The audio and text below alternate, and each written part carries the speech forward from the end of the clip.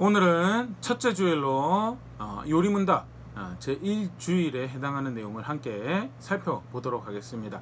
문답 먼저 같이 읽어보면요. 제1문 질문: 사나 죽으나 당신의 유일한 위로는 무엇입니까? 답: 사나 죽으나 나의 것이 아니고 몸과 영혼이 모두 나의 신실하신 구주 예수 그리스도의 것이라는 사실입니다. 주께서는 그의 보배로운 피로 나의 모든 죄값을 치러주셨고 마귀의 모든 권세로부터 나를 구하셨습니다. 하늘에 계신 아버지의 뜻이 아니고는 머리카락 하나도 머리에서 떨어지지 않는 것과 같이 주께서는 나를 지켜주십니다. 실로 모든 것이 협력하여 나의 구원을 이룹니다. 또한 주께서는 주의 성령으로 내게 영원한 생명을 보증하시고 이후로 내가 온 마음을 다하여 기꺼이 주를 위해 살게 하십니다. 성경에서 가르치는 인생의 참된 위로, 궁극적 위로에 대해서 간략하게 소개하고 있는 문답인데요. 삶에서 많은 위로들이 사실 존재하죠. 물질로, 소유로 우리가 받는 위로들이 있습니다. 또 관계 안에서 어느 위로가 있고요. 특별히 하나님께서 가장 가깝게 함께 살도록 하신 가족 안에서 그 가족 관계로 인해서 위로가 발생하죠. 남편이 아내에게, 아내가 남편에게 위로가, 자녀들이 부모에게, 부모가 또 자녀에게 위로가 되는 그런 관계들이 분명히 있습니다. 그러나 그것이 궁극적인 참된 위로가 되는가라고 할 때 사실 소유도, 시간도 그렇고 젊음도 그렇고 기회도 그렇고 있다가 없을 수도 있는 거예요. 없다가 생길 수도 있는, 사실 그걸 신뢰하고 걸기에는 한시적이고 유한하다라는 것을 우리가 분명히 볼 수 있고, 관계 같은 경우에도 가장 가깝고 가장 위로가 될 것 같은 가족 관계 안에서도 그것이 유한한 것을, 또는 그것이 오해와 여러 가지 불편한 사실들로 인해서 뒤틀려 버리는 그런 경우들도 보게 되는데요. 그럼 무엇이 진정한 참된 위로, 정말 사모하고 의지하고 신뢰하면 참된 위로가 되는가라고 할 때 성경이 분명히 가르치고 있죠. 예수 그리스도를 알아서 그 안에서 하나님의 소유로 하나님 백성으로 살아가는 것이, 그것이 진정한 위로가 되고 궁극적인 위로가 된다는 거죠. 눈속임 같은 여러 가지 위로들 가운데 무엇이 영원한 위로가 되는가?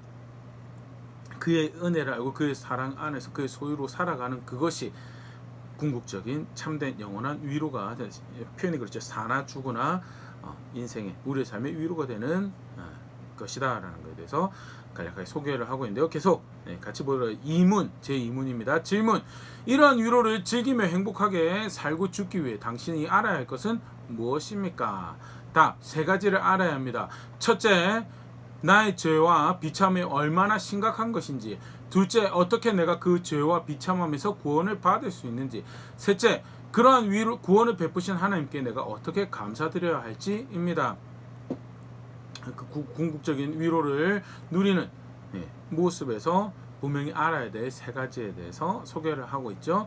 먼저는 내가 어떤 상태인지에 대해서, 그리고 그 상태에서 어떻게 구원받았는지, 실제 그 구원받은 은혜, 또 그 구원으로 해서 허락하신 관계 가운데 내가 어떻게 감사하고 살아야 될 것에 대해 분명히 알아야 됨에 대해서 소개를 하고 있는데요. 성경이 가르치는 분명하게 확인하고 있죠. 다시 첫 번째 질문으로 돌아가세요. 궁극적 위로에 대해서 좀 더 생각을 해보려고 합니다. 예수님께서 비유로 사실 이 부분에서 한 두 가지 정도 말씀하신 것이 있는데요. 첫 번째는 누가복음 12장에 나오는 비유입니다.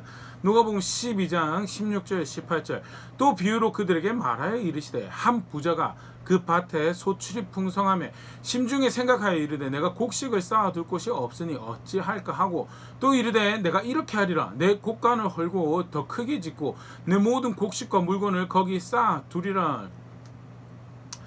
부유한 열매를 거둔, 소출을 얻은 부자가 소개가 되어지고 있습니다. 어떻게 이 허락하신 이 위로를, 이 선물을 잘 간수하고 보관할까?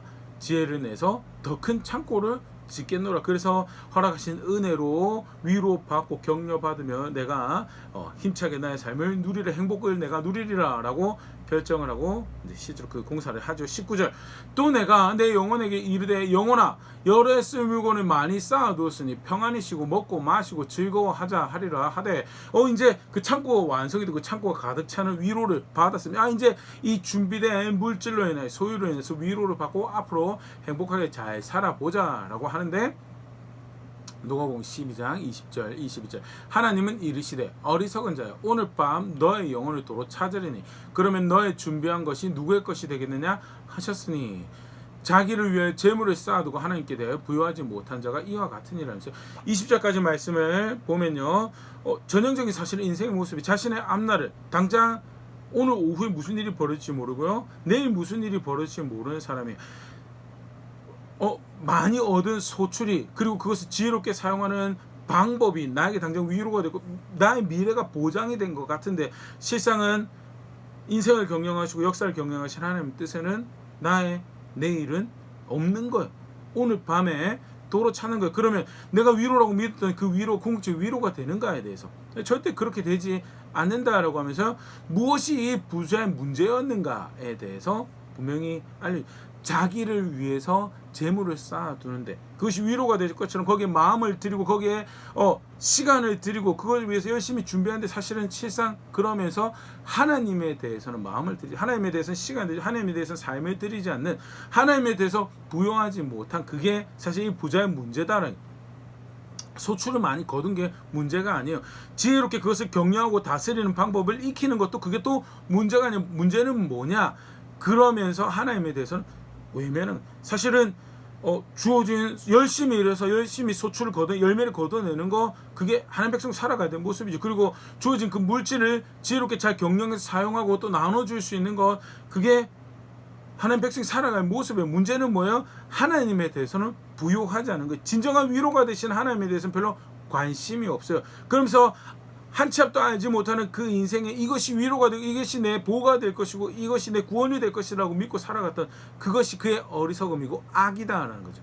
야고보서 4장 13절 14절 들으라 너희 중에 말하기를 오늘이나 내일이나 우리가 어떤 도시에 가서 거기서 1년을 머물며 장사의 이익을 보리라 하는 자들아 내일 일을 너희가 알지 못하는도 너희 생명이 무엇이나 너희는 잠깐 보이다가 없어지는 안개는 사실 사람이 그렇죠. 사람이 그렇습니다. 내일 일을 알지 못한다는 자기 자신에 대해서 정확하게 알아야죠. 그래서 정말 신뢰해야 될 것을 위로로 삼아야 될 것을 위로 삼아야 돼. 아까 잠깐 얘기 드렸던 것처럼 주어진 상황 가운데 환경 가운데 자기 자리를 신실하게 지키는 그 전혀 문제가 되지 않아요. 열심히 일해서 열매를 거둔 문제가 되지 않습니다. 열매를 거둔 것에 대해서 잘 격려하고 관리하고 그것 잘 나눌 수 있는 것 잘 사용하는 것 그것도 문제가 아니에요. 문제는 뭐예요? 그것이 구원이 될 것처럼 그것이 진정한 위로가 될 것처럼 생각하고 살아가는 자세가 문제죠. 왜 그렇게 열심히 열매를 수고해서 열매를 맺고 그걸 잘 관리해야 되는가? 하나님 두신 자리라서 하나님 앞에 살아가는 자신의 삶을 책임감 있게 살아가 하나님 앞에 살아가기 때문에 그걸 열심히 살고 열심히 관리하는 것이지 그 이상도 그 이하가 아닌 그런 자리에서 진정한 위로를 하나님으로 그 표대를 향해 달려가는 삶을 사는 게 하나님 백성이고요. 사실은 알지 못하는 내일을 지혜롭게 마주하고 정말 위로로 삼아야 될 것을 삼는 모습이다. 야고보서 1장 11절 해가 돋고 뜨거운 바람이 불어 풀을 말리며 꽃이 떨어져 그 모양의 아름다움이 없어지나니 부한 자도 그 행하는 일에 이와 같이 쇠잔하리라. 사람이 믿는 바 그것이 내 구원이 될 거라고 생각하는 여러 가지 하나님의 여러 가지 다른 방편들 알 수 없는 것들이죠. 사실은 유한한 세상 가운데 유한한 것들 가지고 살아가는 거예요. 누가 진짜 위로고 누가 진짜 나를 위한다라고 할 때 내가 관심을 가지고 투자하고 시간을 보내고 관리해야 될 모습인가에 대해서 하나님의 것으로 하나님의 소유로 하나님이 인정하고 살아가는 그 삶이 그런 모습이 때때는 어떤 단면을 들여다보면 열심히 일합니다. 똑같아 보입니다. 달라 보이고 또 똑같이 열심히 배워서 잘 관리하는 삶이 살아가는 달라 보이지 않습니까? 궁극적으로 뭐가 다른 건가? 한 사람은 하나님 앞에 살아가기 때문에 그렇게 하는 거예요. 한 사람은 그것을 자신의 위로라고 생각하기 때문에 그렇게 살아가는데 진짜 그것이 꺾이는 때가 되면 사그러지는 때가 되면 그러면 그게 진짜 위로가 되느냐? 위로가 될 수 없다라는 거예요. 그게 그래서 지혜가 아니고 그 위로다 아니다라는 부분에서 예수님께서 분명히 비유로 가르치시는 말씀입니다. 또 다른 모습을 또 다른 비유에서 이 똑같은 메시지를 우리가 하나 보일 수 있는데요. 너무 유명한 비유죠. 부자와 나사로의 비유. 누가복음 16장 19절 20절 말씀 먼저 보면요. 한 부자가 있어 자색 옷과 고운 베옷을 입고 날마다 호화롭게 즐기더라. 그런데 나사로라 이름하는 한 거지가 헌데투성이로 그의 대문 앞에 버려진 채 그 부자의 상에서 떨어지는 것으로 배불리를 하며 심지어 개들이 와서 그 헌데를 핥더라 하는 한 부자가 등장합니다. 부유한 것으로 이 땅에 살면서 위로가 되는 좋은 옷이죠. 호화로운 소유로 호화롭게 즐기는 이 땅의 것으로 즐거워하는 그것을 위로받고 격려를 받는 삶을 살아. 반대로 그런 위로와 격려가 없는 자리에 있는 나사로라는 사람이 있습니다. 헌데토성으로 대문 앞에 버려진 채로 있고요. 그 상에서 부자의 상에 떨어지는 것들로 살아가는 그런 자리에 있는 사람이 있습니다. 누가 봐도 부자가 위로받는 삶이고 행복한 삶이고 즐거운 삶이라고 생각할 수 있는데요. 실상 그 다음에 예수님 비유는 거기서 끝나지 않죠. 16장 22절에서부터 이에 그 거지가 죽어 천사들에게 받들려 아브라함의 품에 들어가고 부자도 죽어 장사되며 사실 그 앞에 말했던 세 절에서는 차이가 드러나지 않았지만 나사로는 아브라함의 후손답게 살아가는 삶을 살았고요. 그로 인해서 빈궁함을 처했던 그런 정황을 이렇게 보일 수 있죠. 반대로 부자는 죽었는데 23절 그가 음부에서 고통 중에 눈을 들어 멀리 아브라함과 그 품에 있는 나사로를 보고 불러 이르되 아버지 아브라함이여 나를 긍휼히 여기사 나사로를 보내어 그 손가락 끝에 물을 찍어 내 혀를 서늘하게 하소서 내가 이 불꽃 가운데 괴로워하나이다. 부자는 어디로 갔는가? 속칭 지옥이라는 거죠. 음부로 가서 불꽃으로 인해 괴로움 당하는 자리에 처하게 됐고요. 멀리 보니까 아브라함과 나사로가 보여서 아브라함에게 요청합니다. 나사로를 통해서 나에게 물 한 방울 그걸로 위로받게 해달라고. 25절 아브라함이 이르되 너는 살았을 때 좋은 것으로 받았고 나사로는 고난을 받았으니 이것을 기억하라. 이제 그는 여기서 위로를 받고 너는 괴로움을 받느니라 하세요. 사실 굉장히 흥미로운 말씀입니다. 이 땅에서 이 땅에서 좋은 것을 받았기 때문에 지금 좋은 것을 이 땅에서 즐거워하고 기뻐하는 것들로 열심히 그것을 치장 삼아 살았기 때문에 사실은 여기서 괴로움을 당하고 반대로 나사로는 이 땅에서 괴로움을 당했기 때문에 여기서 위로받는다. 26 그뿐 아니라 너희와 우리 사이에 큰 구렁텅이가 놓여 있어 여기서 거기로 너에게 건너가고자 하되 갈 수 없고 거기서 우리에게 건너올 수 없게 하였느니라. 이미 결정 나버렸다. 이미 결정해서 서로 그 다음에는 건너가고 하는 것이 불가능하다라는 거예요. 뭐가 부자의 문제였는가? 왜 부자는 그렇게 되어버리는 거예요? 누가복음 16장 27절 29절 이르되 그러면 아버지여 구하노니 나사로를 내 아버지에 보내소서 내 형제 다섯이 있으니 그들에게 증언하게 하여 그들로 이 고통받는 곳에 오지 않게 하소서. 아브라함이 이르되 그들에게 모세와 선지자들이 있으니 그들에게 들을지니라. 30절 이르되 그렇지 아니하나이다. 아버지 아브라함이여 만일 죽은 자에게서 그들에게 가는 자가 있으면 회개하리이다. 이르되 모세와 선지자들에게 듣지 아니하면 비록 죽은 자 가운데 살아나는 자가 있을지라도 권함을 받지 아니하리라 하였느니라. 부자의 문제가 뭐였느냐? 그의 형제들은 문제적 모습에서 보일 수 있죠. 모세와 선지자의 가르침에 귀 기울이지 않았다라고. 그 허락하신 은혜가 분명히 있습니다. 위로밖에 아니라 그거 가지고 어떻게 살아야 돼? 모세와 선지자에 귀 기울이고 살아야 돼. 그게 앞선 예화에서는요 하나님 앞에 부유한 자료로 살아가는 거죠. 하나님 위로 삼고 그가 주실 궁극적인 영원한 생명에 마음을 들고 생명을 들고 그렇게 살아가는 것이 그게 사실 인생이 바라야 될 진정 위로고 사모해야 될 궁극적 위로인데 그러지 않고 이 땅에 걸쳐지는 것으로 위로 삼고 가지게 되는 것을 위로 삼고 누리게 되는 것을 위로 삼고 그걸로 열심히 살아가는 와중에 아까 제가 얘기했죠. 그게 문제가 전혀 아니야. 문제는 뭐냐? 그러면서 궁극적 위로를 잊어버리는 거예요. 부부관계에서 위로가 됐어요. 남편이 아내에게 위로가 됐고 아내가 남편에게 위로가 됐어요. 그런데 문제는 뭐예요? 하나님이 허락하신 관계예요. 하나님이 허락하신 관계이기 때문에 하나님 앞에서 남편이 위로가 되고 아내가 위로가 된다면 궁극적으로 감사를 하나님께 드리겠죠. 그래서 그 은혜를 베푸시는 하나님 앞에 더욱더 신실하게 살아가고자 하는 자세를 가질 텐데 아내가 위로가 되고 남편이 위로가 되는 관계라서 하나님이 없어져 버려요. 그래서 아내가 지속적으로 내 위로가 되길 바라기 때문에 어떻게 해서 아내의 종으로서 원만한 관계를 만들고 남편의 종으로서 원만한 관계를 어떻게 하면 내가 아내의 마음을 움직여서 계속 나를 위로한 자리 서로 마음에 들게 하려고 하다 보니까 정작 위로 궁극적 위로가 되지 하나님은 없어요. 우리 재물과도 마찬가지죠. 그렇게 살아가는 허락하신 은혜가 있습니다. 위로로 살아가 이 땅에 하나님이 그렇게 막 사람을 기계처럼 부리심을 절대서 우리 성경에서 봤지만 그런 부분 아니죠. 그로 인한 감격이 있고 그로 인한 즐거움이 그로 인한 행복이 있고 그래서 그 모든 것을 하나님을 주신 하나님으로 인해서 기뻐하고 그를 더욱더 신뢰하는 자로 인도해 가신 거예요. 하나님께서 인생을 목용하시고 인도해 가신 방법이죠. 그런데 그 선물들로 인해서 그거 위로 삼느라고 정작 그 선물을 주신 궁극적 위로가 되신 하나님을 잊어버린 자리고, 대표적인 모습이, 그래서 이 땅에서 위로받을 것을 위로받으면서 모세와 선지자에게 귀를 기울이지, 하나님 말씀에 귀를 기울이지 않았다라는 거예요. 그래서 어떻게 되느냐, 궁극적으로 모든 것이 벌거벗겨질 때 위로받지 못하는 자리에 가게 되더라는 거예요. 그게 지혜인 줄 알았지. 이 땅에 살아가는 동안 그게 지혜인 줄 알았어요. 그게 위로가 될 줄 알았어요. 인생은 그렇지 않다는, 그 끝나고 분명한 영원한 결과물이 발생을 하는데, 그때 위로를 받지 못하는 것들이라면, 실상은 사실은 그게 진짜 마음을 두어야 돼. 궁극적 위로가 되지 못하는 거고, 예수 그리스도 안에서 하나님을 알고 그의 소유로 그 은혜를, 그 구원을 아는 백성으로 그를 즐거워 기뻐하는 자리에 살아가는 것이, 그게 진짜 위로를 바라는 자, 참된 위로가 무엇인지 아는 모습이다라는. 조금 더 아까 살펴봤던 이야기를 보면요, 안타깝지만 부자가 그런 꾀를 쓰죠. 죽었다가 살아난 자가 돌아가서 이야기하면 들을 것이다라고. 실상은 사람의 탐심은요, 그것과 안 된다는. 하나님 너무 사람을 잘 아시죠. 너무 사람 잘 알고요. 실상 그렇습니다. 우리가 너무 잘 아는 출애굽 이야기만 하더라도요, 기적을 경험했어요. 10가지 재앙으로 기적을 경험하고요, 홍해로 기적, 만나로 기적을 경험하고, 아말렉의 승리를 거둔 것을 기적이, 시내산에서 하나님 내려오셔서 그들과 만나시는 기적을 경험했어요. 근데 그 기적이 어떤 열매를 만들어내죠? 금송아지만, 아론의 금송아지를 만들어 순식간에 40일 만에 배교하는 자리로 돌아가는 그 결과를 만들어내더라.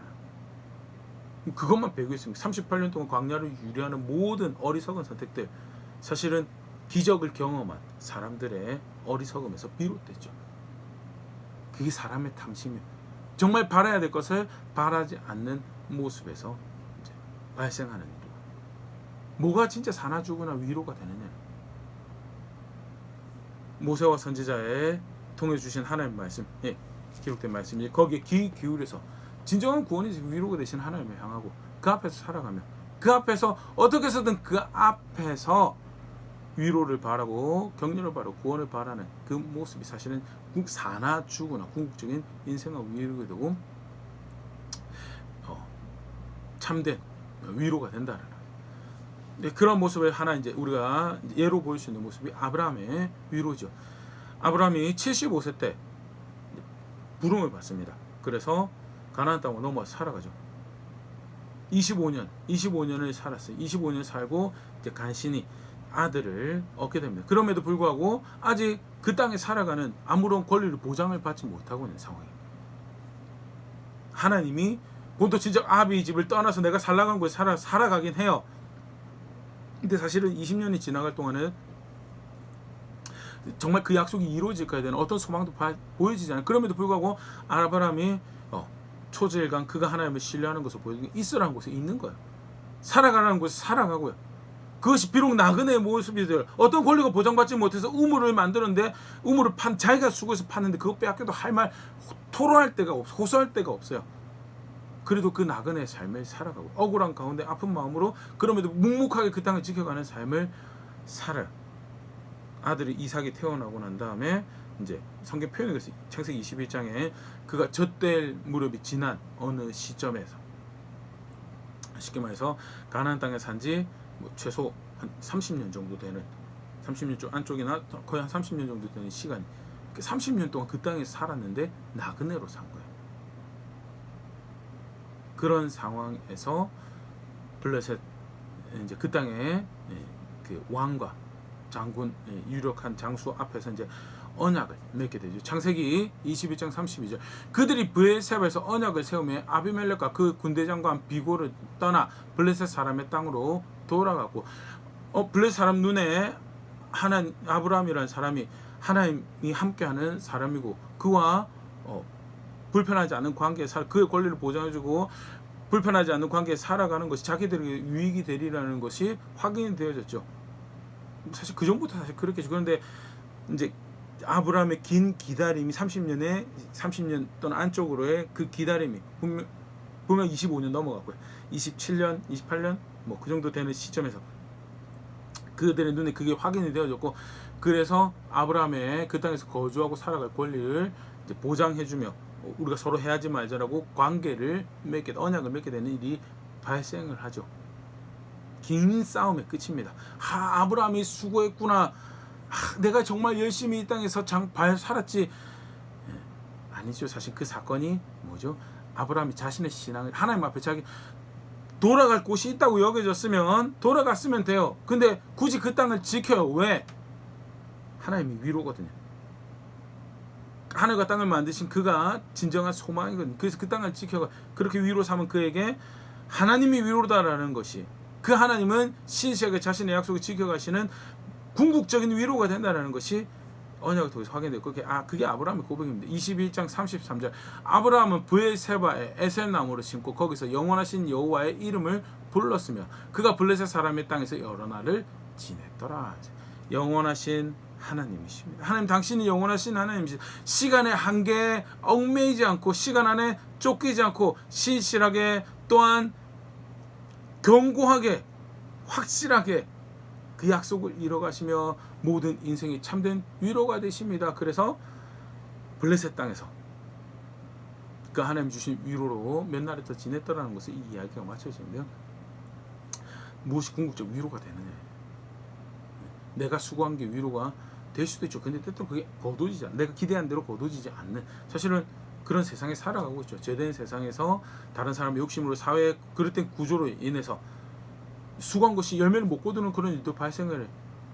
뭐가 그러면 진짜 위로가 되느냐. 뭐가 진짜 하나님이 이스라엘 곳에서 살아가라는 방식으로 하나님 앞에서 그 앞에서 그 앞에서 소망을 두고 그렇게 살아가는, 그게 궁극적으로 뭐냐, 그게 위로가 되고 그게 참된 위로다는, 그게 오늘 문답에서 다시 분명히 확인하고 가래.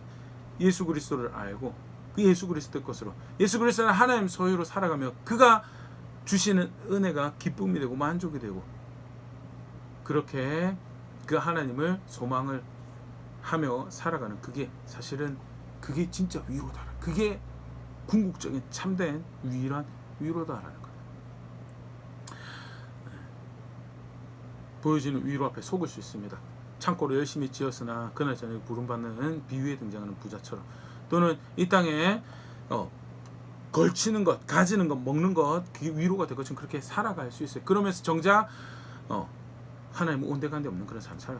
남편 위로 삼아, 아내 위로 삼아, 자녀들 위로 삼아, 관계 위로 삼아, 여러 가지 관계 위로 삼아, 사람 위로 삼아서 하나님 오간데 없이 살아갈 수 있어요. 근데 사실 그게 진짜 위로가 아니다라는 거예요. 무엇이 진짜 위로냐? 하늘과 땅을 지으신 나의 구원자가 되신 그 하나님을 알고 그 하나님의 것으로 살아가는, 그게 진짜 위로다라는 것 분명히 할 수 있으면 좋을 것 같고요. 한번 오늘 이 말씀 앞에서 나는 무엇을 위로 삼아, 무엇을 구원 삼아 살아가고 있는가 정직하게 돌아볼 수 있으면 좋을 것 같고요. 놀라운 은혜의 주인이 정말 그가 나의 위로가 되시는구나 라는 것 분명히 확인하는 가운데 그 위로를 향한, 그것을 사모하고 그것을 기대하는 걸음들을 한 걸 한 걸 내디딜 수 있는 우리가 될 수 있으면 좋을 것 같고요. 2022년이 우리의 그런 한 해가 될 수 있으면 좋을 것 같습니다.